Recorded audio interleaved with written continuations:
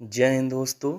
स्वागत है आपका आपके अपने YouTube channel AK exam way to success सीखो जमी पर और उड़ो आसमां पर।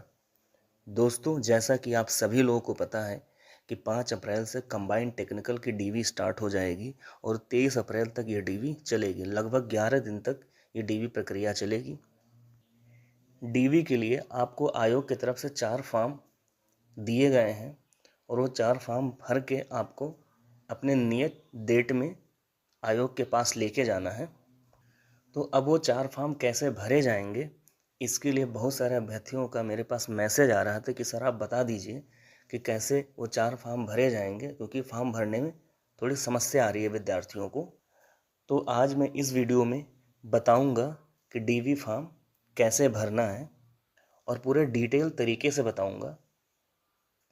तो यदि आप इस चैनल पर नए हैं तो चैनल को सब्सक्राइब कर लीजिए और बेल आइकन प्रेस कर दीजिए, जिससे कि आगामी जितने भी भर्ती के अपडेट हो आपको रेगुलर बेस पे मिलता रहे। और यदि आप कंबाइंड टेक्निकल के हो तब तो आपको ज़रूर इस चैनल को सब्सक्राइब करना चाहिए, क्योंकि जितने भी अपडेट हैं कंबाइंड टेक्निकल के बारे में लगातार इस चैनल के माध्यम से दिए जा रहे हैं।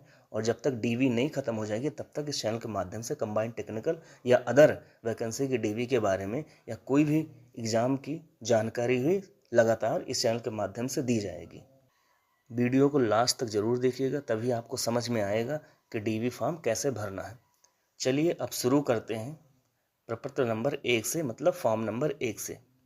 आप देख रहे होंगे डेट लिखा हुआ है सबसे पहले, उसका उत्तर प्रदेश अधीनस्थ सेवा चयन आयोग, पिकअप भवन तृतीय तल, गोमती नगर, लखनऊ, ये आयोग का पता है। आवेदन पत्र प्रपत्र नंबर 1 लिखा हुआ है। साइड में फोटो चिपकाने के लिए कॉलम इसमें लिखा हुआ केवल वक्ष तक 3x4 सेंटीमीटर साइज की नवीनतम फोटो स्वप्रमाणित यहाँ पर चिपकाएं और तिथि सहित पठनीय हस्ताक्षर भी करें। स्वप्रमाणित का मतलब है कि आप फोटो के पीछे अपना नाम लिख दीजिएगा और रोल नंबर भी डाल दीजिएगा। उसके बाद यहाँ फ़ोटो चिपका दीजिएगा। फ़ोटो चिपकाने के बाद आपको फ़ोटो के ऊपर से क्रॉस सिग्नेचर करना है और डेट लिख देना है। सबसे पहले आपको ये करना है। उसके बाद हम आगे देखते हैं। जैसा लिखा हुआ कॉलम नंबर 1 में पद या सेवा का नाम जिसके लिए अभ्यर्थी आवेदन कर रहा है, तो जिसके लिए आप आवेदन कर रहे हैं तो वो यहाँ पे भर देना। इस बच्चे ने फार्मासिस्ट, कंपाउंडर और फार्मासिस्ट के लिए आवेदन किया था तो इसने ये डाल रखा है।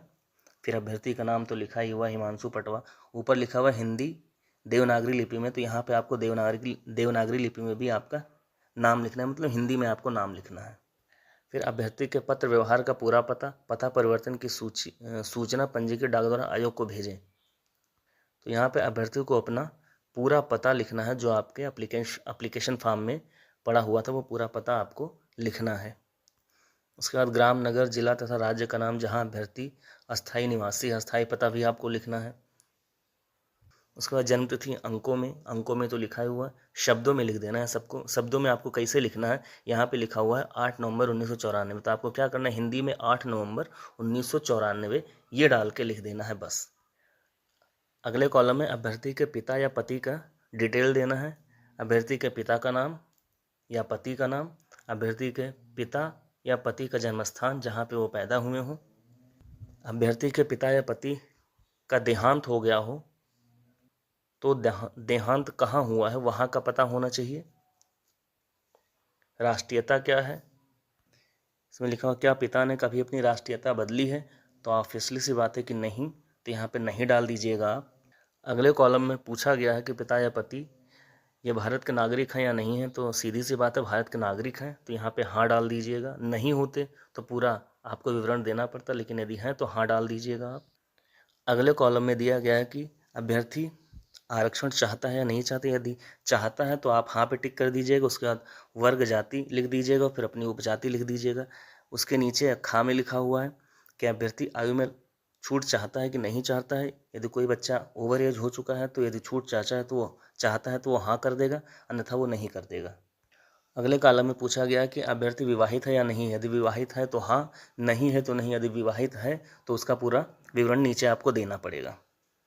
अगले कॉलम में आपको अपने शैक्षिक उपाधियों का पूरा विवरण देना है, जैसा कि आपने फॉर्म अप्लाई करते समय किस हिसाब से, किस आधार पर फॉर्म अप्लाई किया था, हाई स्कूल या इंटर या स्नातक या परास्नातक या कोई अन्य डिग्री, तो वो पूरा डिटेल आपको यहाँ पे देना। हाई स्कूल का हाई स्कूल में, इंटरमीडिएट का इंटरमीडिएट, यदि आपने स्नातक से फॉर्म अप्लाई किया तो स्नातक भी, स्नातकोत्तर से मतलब पोस्ट ग्रेजुएशन से किया तो पोस्ट ग्रेजुएशन का भी, और या कोई डिप्लोमा फार्मेसी इससे किया है तो उसकी पूरी डिटेल देगा यहाँ पे। अगले कॉलम में दिया गया कि बच्चा किसी शारीरिक व्यायाम या खेल कूद में भाग लिया हो तो उसका डिटेल यहाँ पे वो देगा। तो यदि आपने लिया हो तो यहाँ पे आप दे सकते हैं, इस बच्चे ने लिया तो इस बच्चे ने दिया है। अगले कॉलम में ये है कि अभ्यर्थी यदि कहीं पर नौकरी कर रहा है तो उसका विवरण देगा, नहीं कर रहा है तो यह नहीं लिख देगा। अगले कॉलम में दिया गया कि अभ्यर्थी विज्ञप्ति अनिवार्य तथा अधिमानी अर्हताओं से संबंधित विवरण, तो यहाँ पे आपको अनिवार्य में हाई स्कूल, इंटरमीडिएट और डिप्लोमा का जो भी आपको विवरण हो यहाँ पे आपको डाल देना है, या स्नातक का या स्नातकोत्तर का जो भी आपका विवरण हो यहाँ पे आपको डाल देना है। अगले कॉलम में कहा गया है कि सेना में अभ्यर्थी ने काम किया है, हाँ या नहीं, नहीं तो नहीं कर दीजिएगा, किया है तो आप हाँ कर दीजिएगा। एनसीसी में काम मतलब सर्टिफिकेट लिया है कि नहीं, हाँ तो हाँ, नहीं तो नहीं। अगले कॉलम में कि किसी न्यायालय द्वारा अभ्यर्थी दंडित तो नहीं किया गया है, तो यहाँ पे आपको नहीं लिखना है, किया गया है तो हाँ लिखना है, आपको उसका विवरण देना है। फिर आपको तो जो आवेदन शुल्क आपने जमा किया था उसकी डिटेल आपको यहाँ पे भरनी है। उसके बाद अभ्यर्थी का घोषणा पत्र है, दिनांक, फिर स्थान डाल दीजिएगा आप, अभ्यर्थी का पूरा पता, नाम और अभ्यर्थी का सिग्नेचर। अब प्रपत्र 2 देखते हैं उसमें क्या क्या भरना है। इसमें पिता का नाम भरना है, माता का नाम भरना है, माता और पिता की राष्ट्रीयता भरनी है। जैसा कि आप देख रहे हैं सारा डिटेल भरा हुआ है, ऐसे ही आपको भी भरना है। अस्थाई पता भरना है आपको, आप पाकिस्तान के निवासी हैं या नहीं, यदि नहीं है तो एनए डाल दीजिएगा, ऑफिशियली सी बात है कि नहीं होंगे। वर्तमान पत्र व्यवहार का पता जो आपका अस्थाई पता है, यदि वो डाल रखा है आपने तो वही डालिएगा। आयु तथा जन्म की तारीख, आपकी आयु कितनी है वो डाल दीजिएगा आप। जन्म की तारीख वो ऑलरेडी पड़ी हुई है तो उसको शब्दों में डाल दीजिएगा आप। जैसे मैंने अभी कुछ देर पहले बताया था कि 8 नवंबर 1994, ऐसे ही आपको शब्दों में डालना है।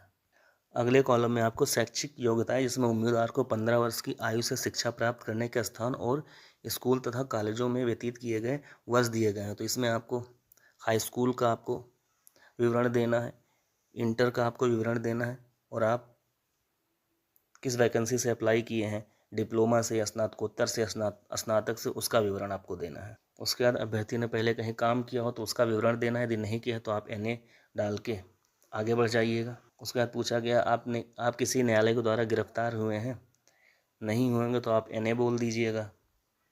आगे भी यही बोला गया है कि गिरफ्तारी हुई है आपकी कि नहीं हुई है, आप पे दोष सिद्ध हुआ है कि नहीं हुआ है, आपको दंड मिला है कि नहीं मिला है, तो नहीं मिला है तो एनए डाल के आगे बढ़ जाइएगा। फिर अभ्यर्थी द्वारा घोषणा है, इसमें दिनांक, स्थान लिखा हुआ वो डाल दीजिएगा आप, अभ्यर्थी का हस्ताक्षर, पूरा पता और अभ्यर्थी का नाम, ये डाल के आपको आगे बढ़ जाना है। अगला प्रपत्र देखते हैं, अब फॉर्म संख्या 3 देखते हैं। इसमें अभ्यर्थी को देवनागरी लिपि में अपना नाम लिखना है, पिता का नाम लिखना है, जन्म तिथि शब्दों में लिखना है, अस्थाई पता लिखना है पूरा, पत्र व्यवहार का पता, यदि आपका अस्थाई पता पत्र व्यवहार का पता सेम है तो आप दोनों सेम ही डालिएगा। सेवा या पद का नाम जिसके लिए आवेदन पत्र दे रहे हैं, तो इस बच्चे ने फार्मासिस्ट, कंपाउंडर और फार्मासिस्ट के लिए आवेदन दिया है, आप जिसके लिए भी दे रहे होंगे वो नाम लिख दीजिएगा यहाँ पे आप। फिर आप ही का आपके जाति का विवरण मांग रखा है, जाति क्या है, उपजाति क्या है, शैक्षिक योग्यता क्या है, ये आप डाल दीजिएगा जैसा कि यहाँ डाला हुआ है। उसके बाद शैक्षिक योग्यता का विवरण मांग रखा है, तो हाई स्कूल का, इंटर का पूरे सब्जेक्ट सहित मांग रखा है, हाई स्कूल इंटर का सब्जेक्ट डालिएगा, उत्तीर्ण परीक्षा का अनुक्रमांक डालिएगा, वर्ष डालिएगा, श्रेणी डालिएगा, प्रथम या द्वितीय। ऐसे ही आपने डिप्लोमा किया है तो उसका पूरा सब्जेक्ट, उत्तीर्ण, अनुक्रमांक, वर्ष और श्रेणी डालना है आपको। उसके बाद अगला विवरण है, यदि आपने कहीं काम किया है तो काम नहीं किया है तो आप एनए डाल देंगे, उसके बाद आगे बढ़ जाएंगे। तृतीय फॉर्म भी पूरा हो चुका। अब हम चौथा फॉर्म देख लेते हैं, उसमें क्या है। चौथे फॉर्म में आपको शैक्षिक योग्यता का विवरण देना है कि हाई स्कूल में आपने कौन कौन से सब्जेक्ट लिए थे और कितने कितने मार्क्स थे, इंटर में कौन कौन से सब्जेक्ट लिए थे, कितने कितने मार्क्स थे, फिर आपने किस वैकेंसी के लिए अप्लाई किया है, यदि आपने स्नातक के लिए किया तो स्नातक का डिटेल डालिएगा, परास्नातक के लिए तो परास्नातक का डिटेल डालिएगा, यदि आपने फार्मेसी या कोई डिप्लोमा या अन्य कोई परीक्षा पास की तो उसका डिटेल डाल दीजिएगा आप। फिर नीचे आपको टोटल करना है, योग करना, उसका पूर्णांक का भी योग करना है। फिर श्रेणी, जिस श्रेणी से आप उत्तीर्ण हैं, फर्स्ट, सेकंड, थर्ड, फोर्थ, जिस श्रेणी से भी आप उत्तीर्ण हो उसको डाल देना है। उसके बाद अभ्यर्थी का हस्ताक्षर कर देना, आपके चारों प्रपत्र कंप्लीट हो चुके हैं। यदि अब भी कोई डाउट हो आपको तो कमेंट बॉक्स में ज़रूर कमेंट कीजिएगा। और आप सभी स्टूडेंट्स को बेस्ट ऑफ लक, पूरी तैयारी कीजिएगा क्योंकि DV 5 से स्टार्ट हो गई है। 5 से पहले पहले मैंने वीडियो बना दिया है। यदि अभी भी किसी ने भी फॉर्म नहीं भरा है या फॉर्म भरने में दिक्कत आ रही है तो वीडियो देखिएगा और अच्छे से फॉर्म भरिएगा। वीडियो में नए हैं तो वीडियो को लाइक और शेयर भी कीजिएगा और चैनल को सब्सक्राइब जरूर कर लीजिएगा और बेल आइकन भी प्रेस कर दीजिएगा।